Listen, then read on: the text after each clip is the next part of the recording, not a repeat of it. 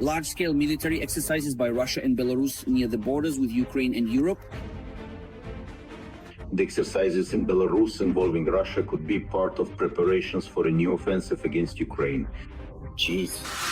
The threat of direct involvement of the Belarusian armed forces in the war on the side of the Russians has loomed over northern Ukraine since February 24, 2022.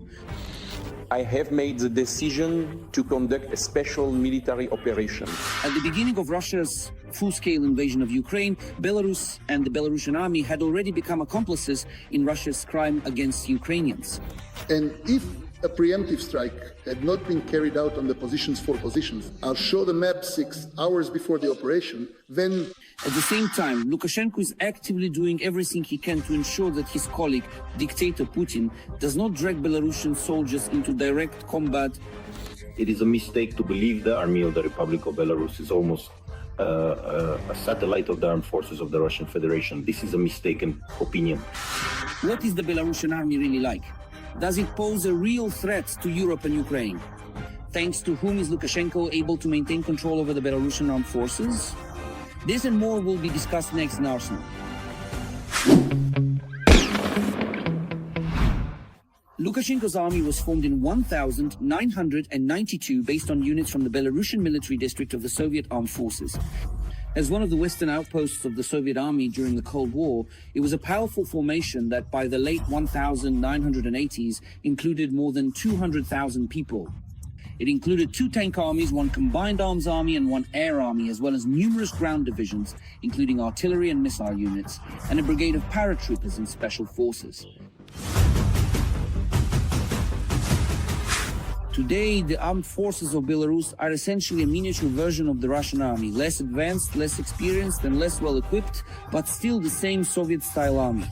The armed forces of Belarus consist of the ground forces, air force, and air defense forces. They also include the Special Operations Forces, SOF, and special troops. The armed forces of the Republic of Belarus number around 55,000 personnel. Of these, 15,000 are civilians. The ground forces of the Republic of Belarus comprise about 25,000 troops.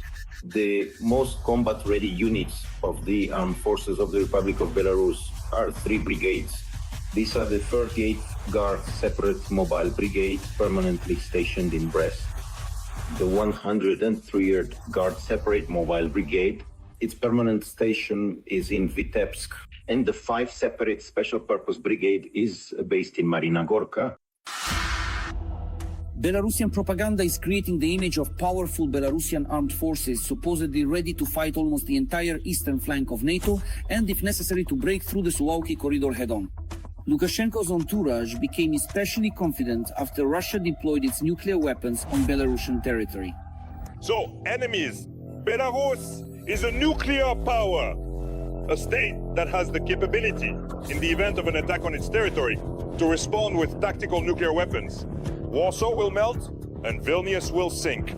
We will watch the dull sunset and the rise of a plague mushroom cloud over the Polish marshes. However, in reality, the combat readiness of the existing 50,000 troops is viewed skeptically by many experts. The overwhelming majority of soldiers have not participated in actual combat operations.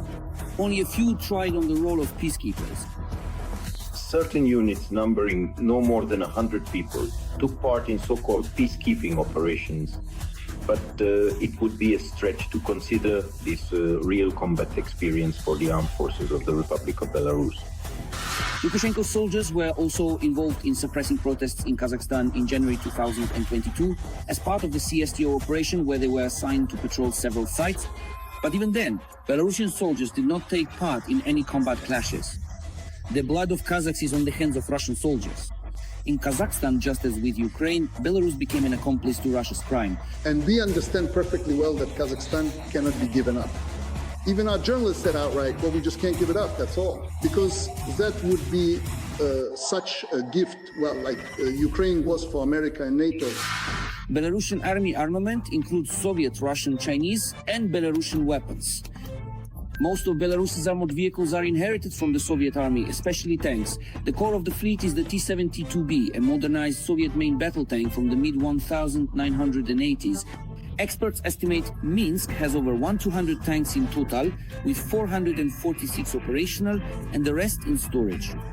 It is from these considerable reserves that Lukashenko regularly transfers heavy equipment to Putin for the war with Ukraine. Belarus is transferring military equipment to Russia due to the shortage of resources in the Russian armed forces. By order of the dictator Alexander Lukashenko, equipment is being sent to the Russians from active Belarusian units, because the arsenals of the Belarusian army are also depleted. The same situation applies to armored personnel carriers. The mainstay consists of Soviet BMP-2s and Russian BTR-80s. The air force is represented by Soviet MiG-29 fighter jets and Su-25 attack aircraft, as well as several newer Russian multi-role Su-30SM fighters, Mi-24 attack helicopters, and new Mi-35s. The situation is different when it comes to multiple launch rocket systems. The most well-known modern development of the Belarusian defense industry is the Polonez M multiple launch rocket system, an analog of HIMARS with a strike range of up to 300 kilometers. This system is the result of joint work between Belarus and China. The launcher uses Chinese A200 and A300 rockets, which are capable of flying along a complex quasi-ballistic trajectory. Despite the fact that Minsk has no more than 10 of these launchers, propaganda presents the Polonez as a formidable weapon meant to deter any aggressor. Recently, the military-industrial complex of the Republic of Belarus has been carrying out quite successful diversification in order to avoid dependence on the military-industrial complex of the Russian Federation. The same example is the Polonez operational tactical missile systems. This is a joint Belarusian-Chinese development. At the same time, the Belarusian dictator is well aware of the real value of his army. It's one thing to put on a circus show for onlookers with the Belarusian special forces.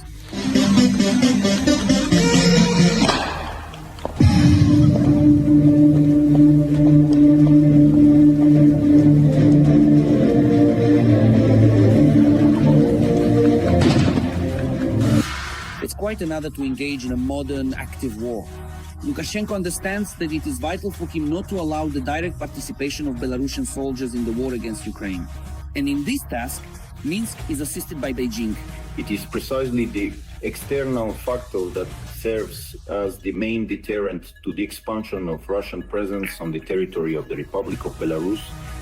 The position of the People's Republic of China, which views the territory of the Republic of Belarus as a zone of its own military political influence and an actual springboard for further annexation on the European continent. Let me remind you that at the height of the escalation on the Ukrainian-Belarusian border, it was the PRC that insisted on holding joint Chinese-Belarusian military exercises, which effectively removed this scenario promoted by the Russian side from the agenda.